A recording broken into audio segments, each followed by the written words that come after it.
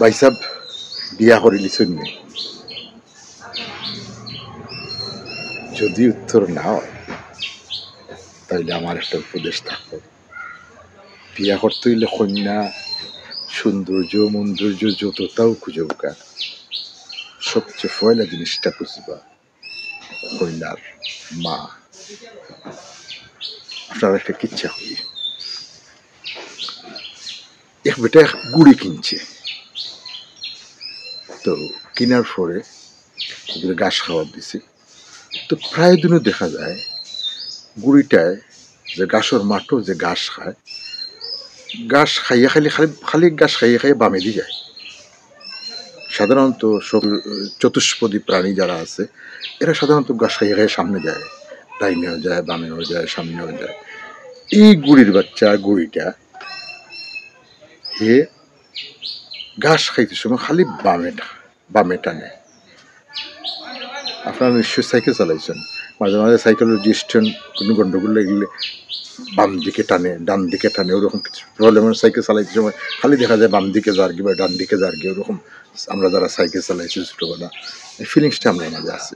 তো এই গুড়িটায় ঘাস খায়, খাইয়া খালি বামের দিকে ঘাস, প্রগ্রেসটা তার বাম দিকে।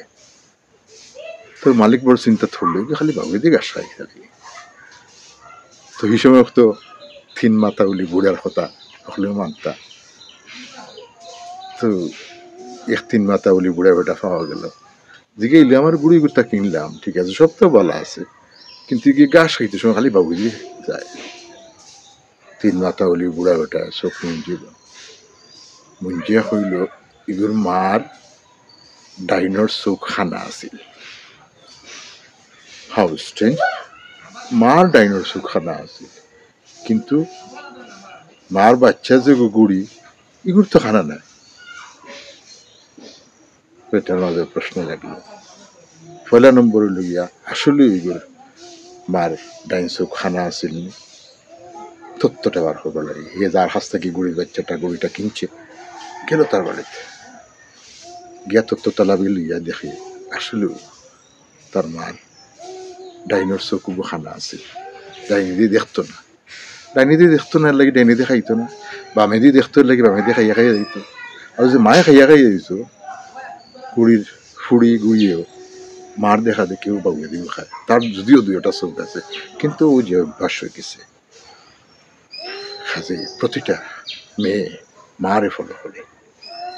আপনি যত শিক্ষিত হোক আর যত পিএইচডি লেভেলে যাক, কিন্তু তার আচরণের মাঝে মাতৃ আচরণটার প্রভাবটা 100% থাকে।